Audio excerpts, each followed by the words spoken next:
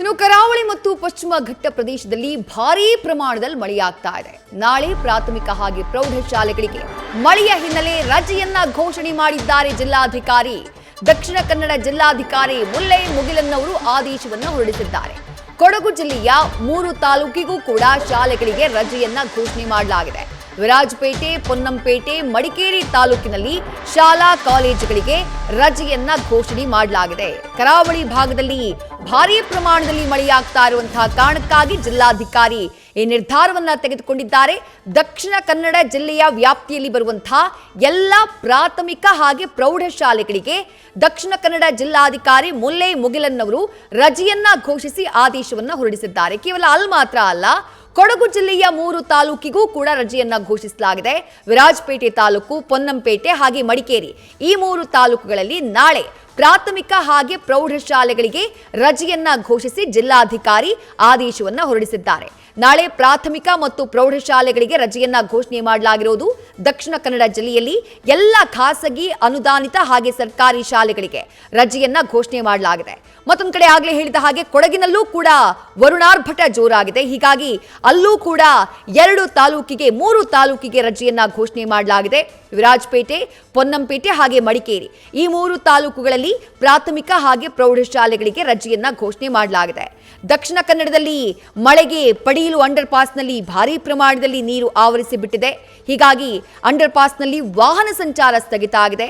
ಮತ್ತೊಂದು ಕಡೆ ಕೊಡಗಿನ ಬ್ರಹ್ಮಗಿರಿ ತಪ್ಪಲಿನಲ್ಲಿ ಮಳೆಯ ಆರ್ಭಟ ಮುಂದುವರೆದಿದೆ.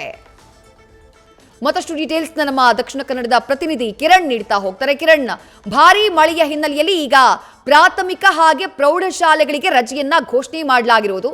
ಏನೆಲ್ಲ ಅವಾಂತರ ಆಗ್ತಾ ಇದೆ ಮಳೆಯಿಂದ? ಯಾವ ರೀತಿಯ ಮುನ್ನೆಚ್ಚರಿಕಾ ಕ್ರಮಗಳಿಗೆ ಜಿಲ್ಲಾಡಳಿತ ಮುಂದಾಗಿದೆ ಕಿರಣ್? ವಿದ್ಯಾ, ನಿನ್ನೆ ಸಂಜೆಯಿಂದ ನಿರಂತರ ಮಳೆ ಸುರಿತಾ ಇದೆ ದಕ್ಷಿಣ ಕನ್ನಡ ಜಿಲ್ಲೆಯಲ್ಲಿ. ಅದರಲ್ಲೂ ಮಂಗಳೂರು ನಗರ ಹಾಗೆ ಹೊರಭಾಗದಲ್ಲೂ ಕೂಡ ನಿರಂತರ ಮಳೆ ಸುರಿತಾ ಇರುವಂತದ್ದು. ಇವತ್ತು ಮುಂಜಾನೆ ಒಂದು ದುರಂತವೇ ನಡೆದು ಹೋಗಿದೆ. 4 ಜನರು, ಒಂದೇ ಕುಟುಂಬದ 4 ಜನರು ಮನೆ ಕುಸಿದು ಬಿದ್ದ ಹಿನ್ನೆಲೆಯಲ್ಲಿ 4 ಜನರು ಮೃತಪಟ್ಟಿದ್ರು. ಈ ಹಿನ್ನೆಲೆಯಲ್ಲಿ ಎಲ್ಲ ಜಿಲ್ಲಾಡಳಿತ ಅಧಿಕಾರಿಗಳಾಗ್ಲಿ ಹಾಗೇನೆ ಸ್ಪೀಕರ್ ಆಗ್ಲಿ, ಯಾಕಂದ್ರೆ ಸ್ಥಳೀಯ ಶಾಸಕರವರು ಅವರು ಕೂಡ ಬಂದಿದ್ರು. ಇದೆಲ್ಲ ಅದರ ನಂತರ ಕಂದಾಯ ಸಚಿವರಾದ ಬೈರೇಗೌಡರು ಕೂಡ ಅಲ್ಲಿ ಬಂದಿದ್ರು. ಇವು ಎಲ್ಲ ಅದನ್ನೆಲ್ಲ ಪರಿಶೀಲನೆ ನಡೆಸಿದ ನಂತರ ಈಗ ಜಿಲ್ಲಾಡಳಿತ ಒಂದು ಘೋಷಣೆಯನ್ನ ಮಾಡಿರುವಂತದ್ದು. ಎಲ್ಲ ದಕ್ಷಿಣ ಕನ್ನಡದ ಎಲ್ಲ ಶಾಲಾ ಕಾಲೇಜುಗಳಿಗೆ ನಾಳೆ ರಜೆಯನ್ನ ಘೋಷಣೆ ಮಾಡಲಾಗಿದೆ. ಪ್ರಾಥಮಿಕ ಹಾಗೂ ಪ್ರೌಢಶಾಲೆಗಳಿಗೆ ಮಾತ್ರ ಈ ಒಂದು ರಜೆ ಘೋಷಣೆ ಮಾಡಿರುವಂತದ್ದು. ಕಾಲೇಜಿಗೆ ಇನ್ನುವರೆಗೂ ಅದ್ರ ಬಗ್ಗೆ ಇನ್ನುವರೆಗೂ ಡಿಸಿಷನ್ ತಗೊಂಡಿಲ್ಲ. ಆದ್ರೆ ಜಿಲ್ಲಾಧಿಕಾರಿ ಮುಲ್ಲೈ ಮುಗಿಲನ್ ಅವರು ಈ ಆದೇಶವನ್ನು ಹೊರಡಿಸಿರುವಂತದ್ದು. ಯಾಕಂದ್ರೆ ನಾಳೆ ನಾಡದ್ದು ಎರಡು ದಿನ ಕೂಡ ರೆಡ್ ಅಲರ್ಟ್ ಘೋಷಣೆ ಮಾಡಲಾಗಿದೆ. ಈ ಹಿನ್ನೆಲೆಯಲ್ಲಿ ಈ ಒಂದು ಮುನ್ನೆಚ್ಚರಿಕೆ ಕ್ರಮವಾಗಿ ಈ ಒಂದು ಘೋಷಣೆ ಮಾಡಿರುವಂತದ್ದು. ಹಾಗೇನೆ ಮೀನುಗಾರರು ಕೂಡ ಸಮುದ್ರಕ್ಕೆ ತೆರಳದಂತೆ ಈಗಾಗಲೇ ಸೂಚನೆಯನ್ನು ನೀಡಲಾಗಿದೆ. ಹಾಗೇನೆ ನದಿ ಹಾಗೆ ಸಮುದ್ರ ತೀರಗಳಿಗೆ ಜನರು ಹೋಗಬಾರದು ಅನ್ನೋ ಎಚ್ಚರಿಕೆ ಒಂದು ಮಾಹಿತಿಯನ್ನ ಕೂಡ ನೀಡಲಾಗಿದೆ. ವಿದ್ಯಾ, ಥ್ಯಾಂಕ್ ಯು ಕಿರಣ್ ತಮ್ಮ ಡೀಟೇಲ್ಸ್ಗೆ. ನ್ಯೂಸ್ ಫಸ್ಟ್, ನಿರ್ಭೀತಿಯಿಂದ ನಿಮ್ಮ ಪರವಾಗಿ.